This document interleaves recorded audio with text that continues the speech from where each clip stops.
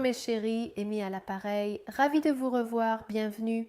Aujourd'hui, nous allons goûter des produits de Costco, mes chéris. Si vous avez manqué mes précédentes dégustations de produits Costco, allez les voir, les liens sont ci-dessous. J'ai goûté les plats du food court avec mon frère, puis j'ai goûté quelques plats préparés à emporter de chez Costco. Aujourd'hui, je vais goûter leurs produits de boulangerie. Si vous ne connaissez pas Costco, Costco est une grande entreprise d'entrepôt qui propose principalement des produits alimentaires vendus en gros et en grand format. À l'origine, ils étaient vendus pour la revente. Ils étaient vendus à des prix de gros, mais maintenant, le public, avec une carte de membre, peut aussi y aller et profiter de ces belles économies et de cette grande qualité. Ce que j'apprécie vraiment chez Costco, c'est que la sélection de produits qu'ils proposent est de grande qualité. Et c'est toujours amusant de voir ce qu'ils ont de nouveau, ce qui est de saison et aussi les bonnes affaires. Il y a d'excellentes affaires. Aujourd'hui, je vais goûter des produits de leur boulangerie. Leur boulangerie sur place cuit du pain en permanence, diffusant son odeur à des kilomètres à la ronde. Et bien sûr, comme toujours chez Costco, il y en a beaucoup. Très bien, allons-y et commençons.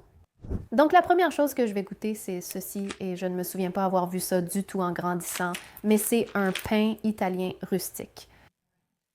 Regardez la taille de ce pain. Celui-ci coûtait 5,99 € et c'est un pain de 2 livres. Je ne me souviens pas de ces pains rustiques en allant chez Costco quand j'étais plus jeune, donc j'ai envie d'essayer celui-ci. Je me souviens des petits pains, mais je ne me souviens pas de pains entiers, surtout de ce genre de pain italien rustique. Ils vendaient peut-être des baguettes que j'ai vues aujourd'hui. 4,99 € pour 2 baguettes. Super affaire. J'ai choisi le pain blanc italien. Alors, goûtons ça. C'est parti. Regarde-moi ça. Absolument énorme, ce qui est typique de Costco, non? Regarde-moi ça. Regarde la taille de ça. C'est vraiment très lourd. Ouvrons-le. Tu aimes les croûtes? Mon aîné adore la croûte. Je ne suis pas fan de la croûte. Je préfère prendre le milieu du pain. Voici la coupe transversale. C'est plus dense que prévu. Miche de pain. Et essayons avec un peu de beurre. Du pain nature, simplement ennuyeux. En fait, je vais goûter une bouchée avec du beurre et une bouchée sans. Du beurre Kerrywold sur du pain nature. C'est parti. Itadakimasu.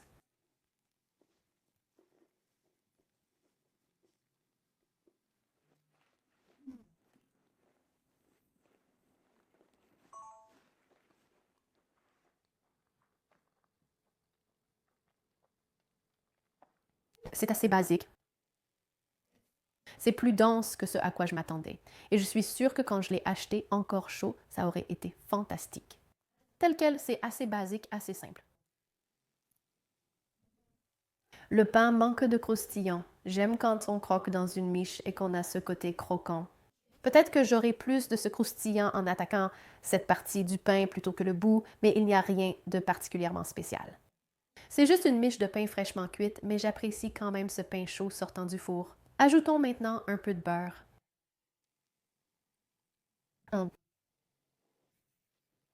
J'adore le beurre.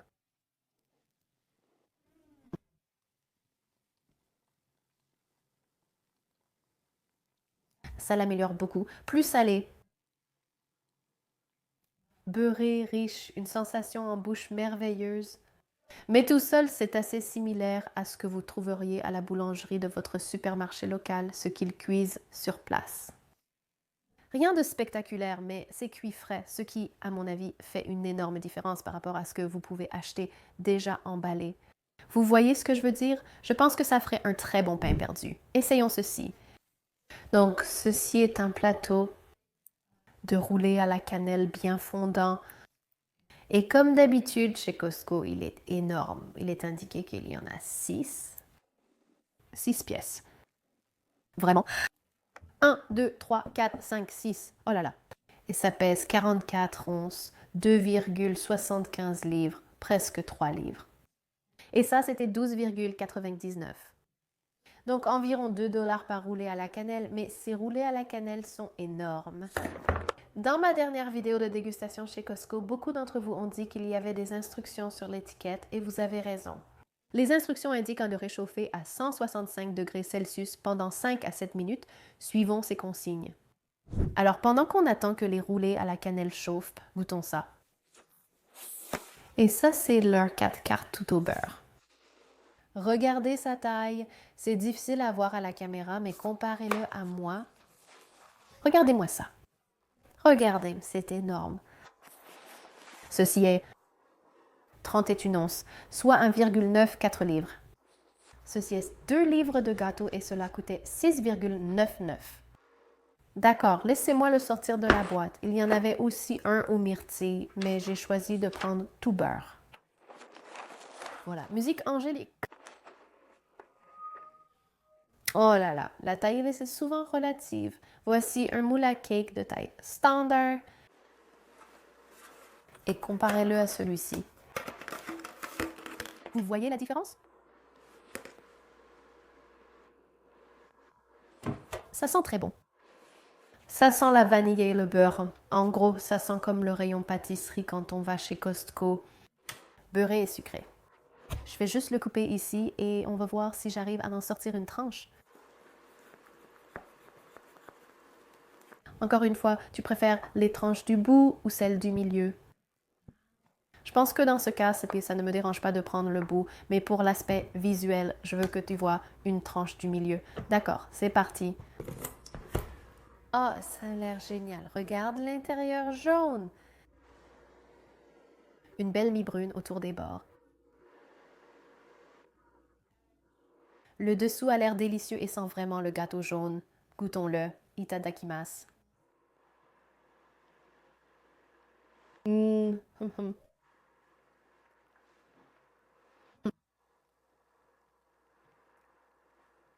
Ça a vraiment le goût du gâteau Sara Lee. Beurré. Moelleux. Différence clé, la température. J'associe toujours un cake froid à un cake Sara Lee parce que je crois que je piquais toujours des petites tranches pour les manger froides.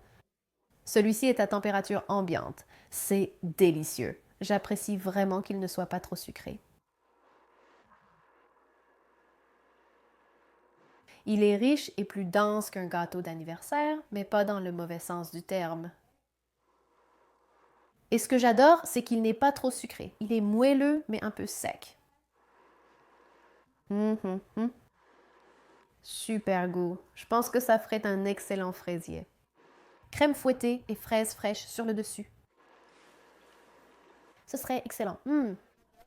J'adore aussi les bords.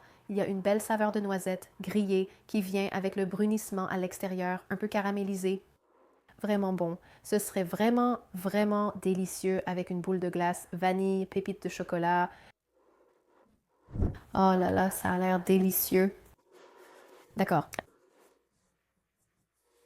Regarde, le glaçage a légèrement fondu. Agréablement chaud. Alors essayons de sortir celui du milieu. Oh, oh oui. D'accord.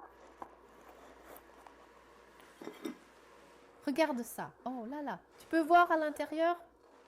Oui, je pense que c'était la bonne façon de faire. Tout est chaud, mais pas brûlant, ce que je trouve génial parce que c'est déjà cuit. On veut juste avoir cette expérience fondante, n'est-ce pas? Donc, la chaleur a fait fondre le gras du glaçage. Donc, tout a un peu coulé et on peut voir un peu de cannelle à l'intérieur. J'ai de très bons souvenirs d'acheter un Cinnabon au centre commercial avec mon frère. Et ma partie préférée, c'était le centre tout moelleux, tout fondant, tout coulant. Ma partie préférée était de regarder les employés préparer les roulés à la cannelle. Le centre a toujours été ma partie préférée. Vraiment fondant, presque plus du tout comme du pain. Mais voyons si ça ressemble un peu à l'expérience Cinnabon. Je vais d'abord goûter ce morceau à l'extérieur. Très bien, ajoutons un peu de ce glaçage. C'est parti, bon appétit. Oh, très sucré.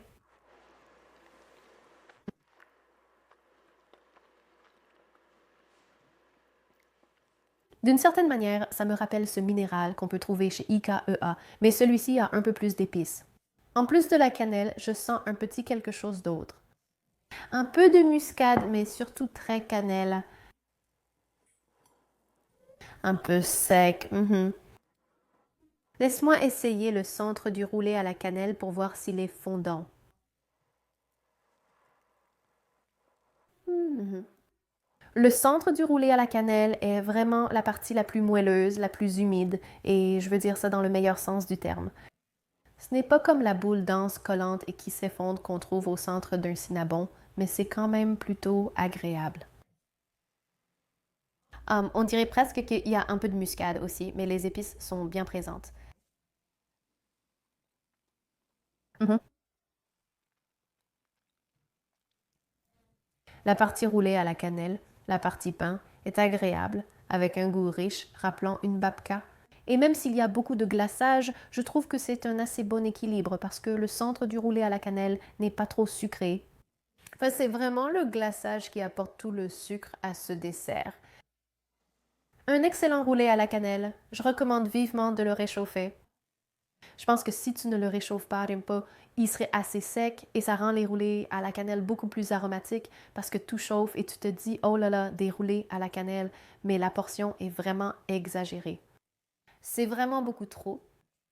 Je mangerais probablement un quart de ça et je serais contente. Mais tu sais, c'est ça, Costco. L'impulsion pour faire cette vidéo est venue d'un commentaire particulier que j'ai reçu qui disait qu'on pouvait acheter de la pâte à cookies aux pépites de chocolat chez Costco déjà portionnée et surgelée. Tu pouvais l'acheter au rayon boulangerie et tu pouvais simplement congeler ces boules de pâte à cookies déjà prêtes dans ton congélateur, puis en sortir une ou deux autant que tu voulais et les faire cuire quand tu en avais envie. Je me suis dit, c'est vraiment ça, l'astuce secrète de la boulangerie Costco. Alors, je suis allée dans mon Costco local et j'ai posé la question et on m'a dit que ce n'était pas le cas.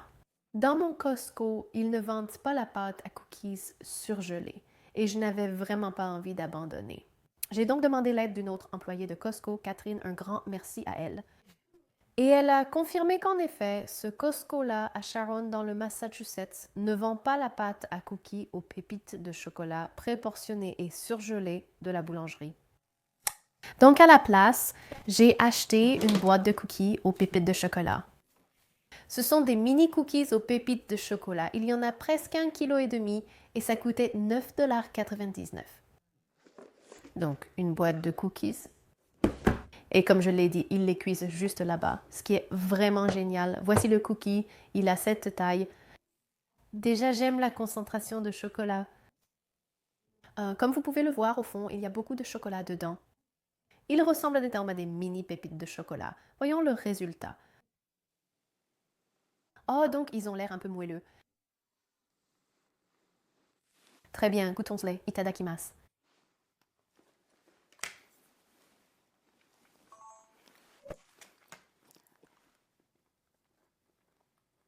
Ils sont corrects, pas particulièrement beurrés. C'est ma plus grande critique concernant les cookies aux pépites de chocolat. Où est le beurre? Je ne sens pas beaucoup de beurre.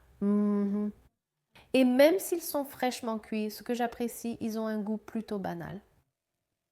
Mhm. Hmm. Un peu comme ce que j'imagine qu'un cookie chips Ahoy fraîchement cuit aurait comme goût. Il y a une sorte de goût industriel général. Non, je ne sais pas exactement ce que c'est, ce goût industriel que j'essaye de décrire, mais il y a quelque chose dans le fait que cette pâte a été faite à très grande échelle. Il manque un peu de cette touche artisanale. Tu vois ce que je veux dire?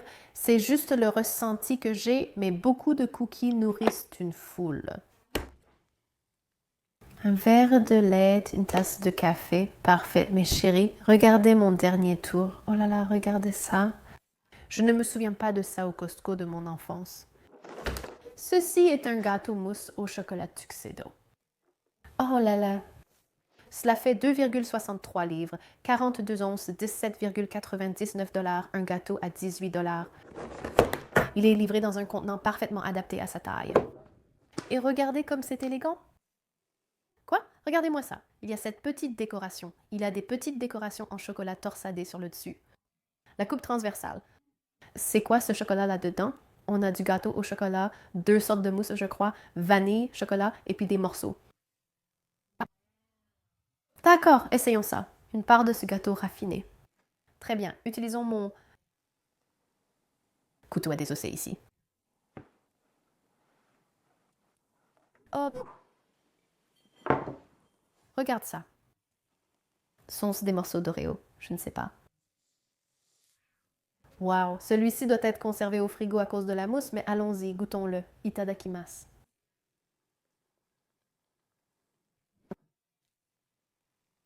Car le gâteau est chocolaté et moelleux, mais il a une bonne saveur de chocolat. Et il n'est pas trop sucré. J'aime bien ça.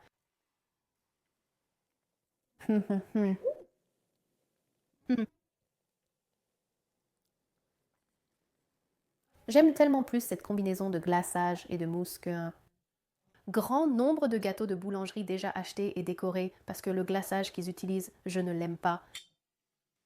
Et ce n'est souvent pas une vraie crème au beurre.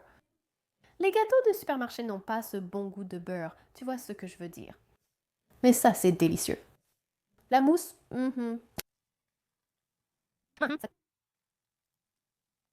a une texture vraiment légère et aérée. Savoureux goût de chocolat avec de petits morceaux à l'intérieur. Seraient-ce des morceaux de gâteau? Je pense que ce sont des petits morceaux de brownie.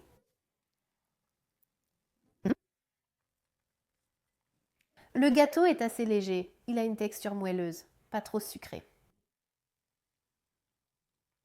Tu as besoin de la mousse pour lier le tout. Le gâteau en lui-même est assez simple. Comme un gâteau au chocolat en plaques. Essayons le glaçage sur le dessus.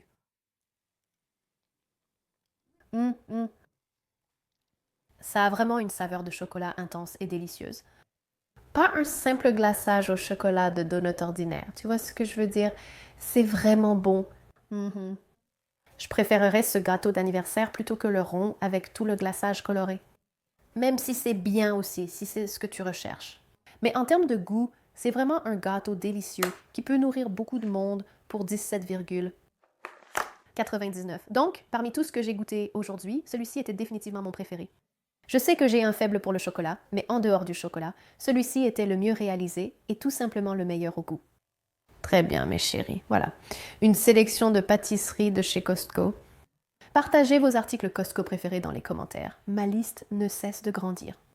Si j'ai oublié quelque chose, dites-le moi. J'ai envie d'en entendre parler. Et merci beaucoup d'avoir regardé. Merci d'avoir regardé. J'espère que vous avez aimé et appris quelque chose. Partagez la vidéo et suivez-moi sur les réseaux sociaux. Aimez cette vidéo, abonnez-vous et on se retrouve dans la prochaine. Toudalou, prenez soin de vous. Au revoir.